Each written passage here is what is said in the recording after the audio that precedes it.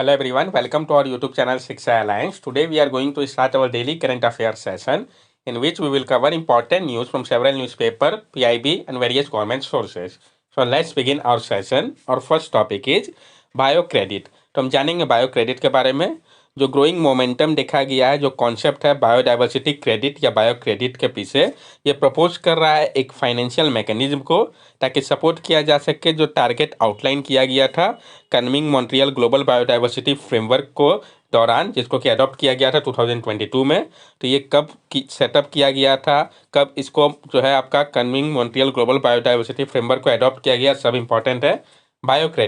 बायोक्रेडिट जैसा कि इसका नाम है, ये फाइनेंशियल इंस्ट्रूमेंट है जिसको प्रपोज किया गया था सपोर्ट करने के लिए जो टारगेट को आउटलाइन किया गया था कन्मिंग मॉन्ट्रियल ग्लोबल बायोडाइवर्सिटी फ्रेमवर्क के दौरान। ये सिमिलर है कार्बन क्रेडिट के जैसा ही। बायोक्रेडिट का मकसद है जनरेट करना फंड को बायोडाइवर्सिटी प्रोटेक्शन के लिए और स्टोर करना सेल करके क्रेडिट को, जो कि प्रोसीड करेगा डायरेक्ट टुवर्ड कंजर्वेशन प्रोजेक्ट की ओर। ऑर्गेनाइजेशन इन्वॉल्व है इसके लिए।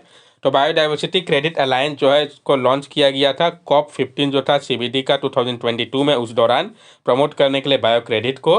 इसके अलावा जो इनिशिएटिव है जैसे कि ओशियन कंजर्वेशन कमिटमेंट, ये भी इमर्ज हुआ था इनकरेज करने के लिए उपयोग को बायो क्रेडिट का।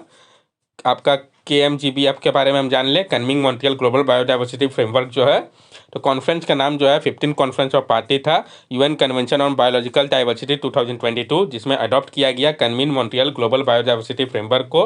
गोल इसका क्या है, तो रिस्टोर करना 30% डिग्रेडेड इकोसिस्टम को पूरे विश्व में लैंड और सी का 2030 तक। कंजर्व करना और मैनेज करना 30% area terrestrial, inland water, coastal और मेराइन का 2030 तक। प्रिवेंट करना एक्सटिंक्शन को नॉन स्पीसीज का और रिड्यूस करना वेरियस इन्वायरमेंटल रिस्क और फुटप्रिंट को। टारगेट की अगर हम बात करें ग्लोबल बायोडाइवर्सिटी फ्रेमवर्क की, तो 23 टारगेट जो है इसको कि अचीव करना है 2030 तक, जिसमें कि 30x30 का डील भी है। रिड्यूस करना पेस्टिसाइड और न्यूट्रिएंट रिस्क को, pollution control, sustainable consumption, climate change mitigation, invasive species control और वाइल्ड लाइफ ट्रेड मैनेजमेंट भी इंक्लूडेड है। नीड फॉर बायो क्रेडिट, क्यों आवश्यकता पड़ी बायो क्रेडिट की, तो जो आपका कन्मिंग मॉन्ट्रियल ग्लोबल बायोडाइवर्सिटी फ्रेमवर्क है ये टारगेट कर रहा है प्राइवेट इन्वेस्टमेंट को इनोवेटिव स्कीम के माध्यम से, जैसे कि बायो क्रेडिट हो गया, जिसका एस्टिमेटेड एनुअल आवश्यकता जो है कम से कम $200 बिलियन का है बायोडाइवर्सिटी प्रोटेक्शन के लिए। एग्जाम्पल जो है बायो क्रेडिट का, इसके माध्यम से हम समझते हैं ओशियन कंजर्वेशन कमिटमेंट। इसको लॉन्च किया गया था सितंबर 2023 में गवर्नमेंट ऑफ न्यू के द्वारा और नॉन प्रॉफिट टॉफे एंड न्यू के मदद के साथ।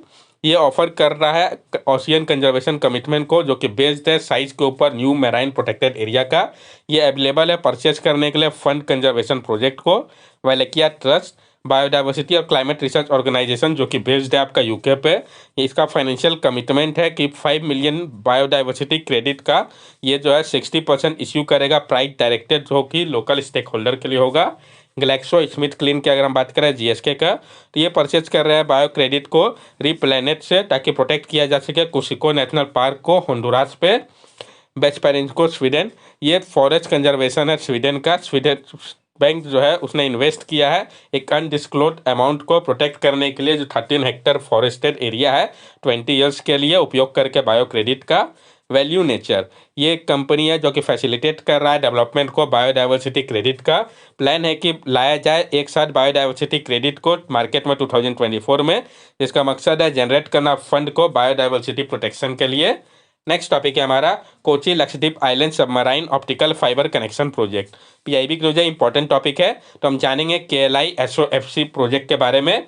अभी हाल ही में प्रधानमंत्री ने इनोग्रेट किया था Kochi Lakshadweep island submarine optical fibre connection project को, जब उन्होंने विजिट किया था कवरत्ती लक्षद्वीप को। तो ये है क्या KLI SOFC प्रोजेक्ट, Kochi Lakshadweep island submarine optical fibre connection project जो है इसको फंड किया जा रहा है universal service obligation fund digital Bharat Nidhi के माध्यम से, जो डिपार्टमेंट ऑफ टेलीकम्युनिकेशन है उसके अंतर्गत ये आता है।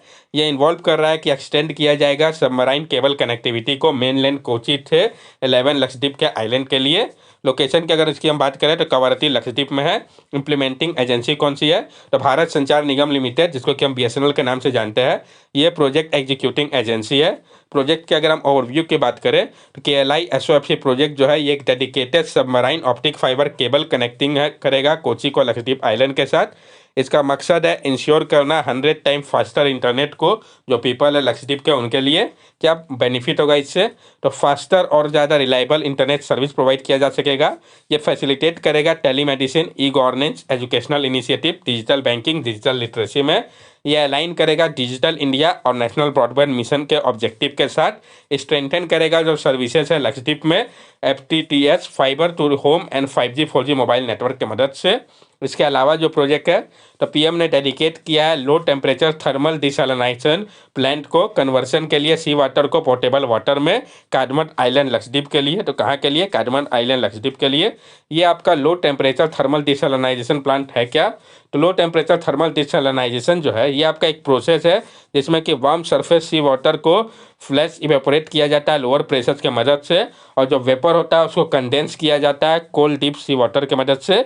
National institute of ocean technology NIOT जो है जो कि मिनिस्ट्री ऑफ अर्थ साइंस के अंतर्गत आता है, उन्होंने डिजाइन, डेवलप और कमीशन किया है आपके LTTD low temperature thermal desalination plant को कोस्टल लोकेशन के लिए।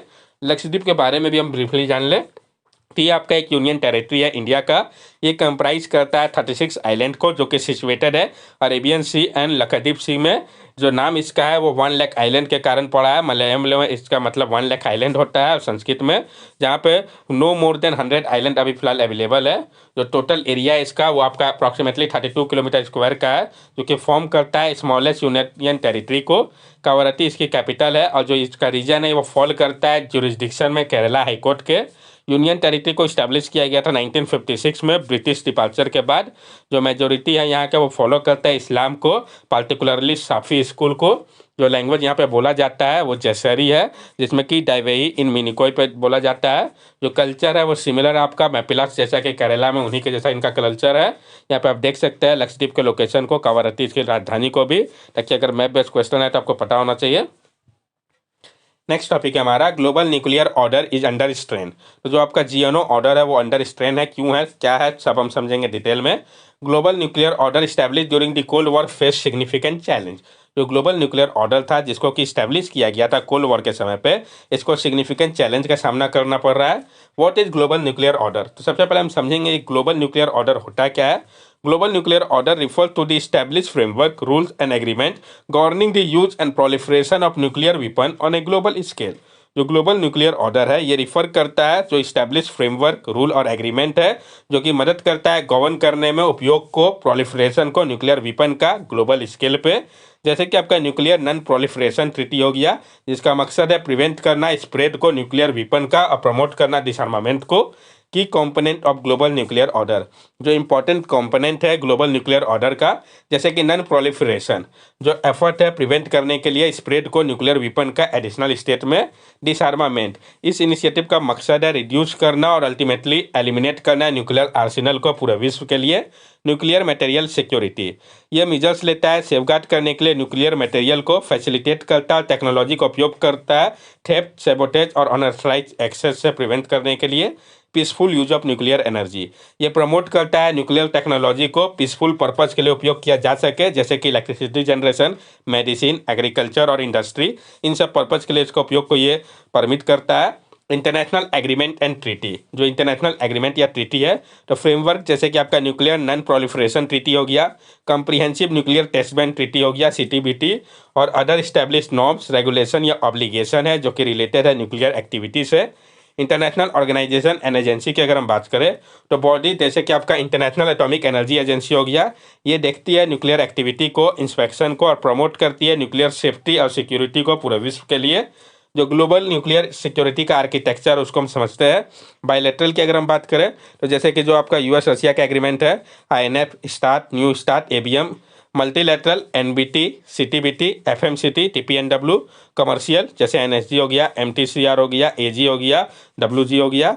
जो पीस का है जैसे कि आपका पलिंडाबा, लेटको और सिनवेज हो गया।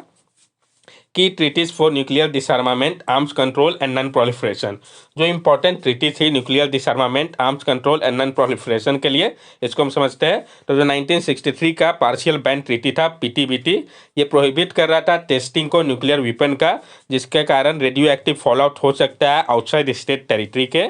1970 में ट्रीटी आया non proliferation of nuclear weapon, NPT treaty, ये सिर्फ बाइंडिंग ट्रीटी था न्यूक्लियर डिसआर्मामेंट के लिए न्यूक्लियर वेपन स्टेट के ऊपर। 1996 में comprehensive nuclear test ban treaty आया, CTBT। ये इंटरनेशनल ट्रीटी था जो कि बैन कर रहा था सारे टाइप के न्यूक्लियर एक्सप्लोजन को हर एक इन्वायरमेंट के लिए, लेकिन ये अभी तक फोर्स पे नहीं आया है। ग्लोबल न्यूक्लियर ऑर्डर, GNO का जो सिग्निफिकेंस है ग्लोबल न्यूक्लियर ऑर्डर, इसके बारे में हम जानते हैं। Preventing proliferation, prevent wide spread प्रोसेसन, ये रोक रहा है प्रोलिफरेशन को, रोकता है वाइड स्प्रेड प्रोसेसन को। इंश्योरिंग स्टेबिलिटी, ये इंश्योर कर रहा है स्टेबिलिटी को।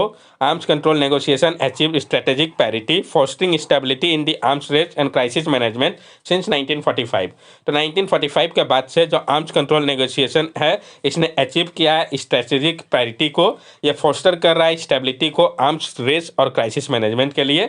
करंट स्टेटस ऑफ GNO, तो जो करंट स्टेटस है ग्लोबल न्यूक्लियर ऑर्डर का, टैच पर Stockholm international peace research institute, तो जो आपका Stockholm international peace research institute है उनके अनुसार 9 nuclear arm state including prominent player like United State, Russia, China are actively engage in modernization and expansion of their nuclear arsenal. जो 9 nuclear armed state है जिसमें कि मेन प्लेयर जैसे कि आपका यूनाइटेड स्टेट, रशिया और चाइना, ये सब एक्टिवली इंगेज है मॉडर्नाइजेशन पे और एक्सपेंशन में अपने न्यूक्लियर आर्सेनल को। टोटल ग्लोबल इन्वेंट्री, अगर हम टोटल ग्लोबल इन्वेंट्री की बात करें तो it is approximately 12,512 warhead with a significant portion around 9,576 held in military stock file for potential use. Approximately आपका 12,512 वॉरहेड है जिसमें सिग्निफिकेंट पोर्शन जो है अप्रॉक्सीमेटली 9,576 का वो हेल्ड किया जा रहा है मिलिट्री स्टॉक फाइल में पोटेंशियल यूज के लिए। डोमिनेंस इन न्यूक्लियर कैपेबिलिटी, जो डोमिनेंस की बात कही गई है न्यूक्लियर कैपेबिलिटी का, it remain concentrated in Russia and United State with collectively possess nearly 90% of all nuclear weapon. और ये जो है कॉन्सेंट्रेट कर रहा है रशिया और यूनाइटेड स्टेट जो मेन पावर के बीच में ही, जो कि कलेक्टिवली पोसेस करते हैं नियरली 90% न्यूक्लियर वेपन का। That's all for daily current affair session. अगर आपको हमारी वीडियो अच्छी लगी हो तो हमारे चैनल सब्सक्राइब करें, हमारी वीडियो को लाइक करें और ज़्यादा से ज़्यादा शेयर करें। These are our social media link. From here also you can stay connected with us and give us your valuable feedback. Thank you and have a nice day.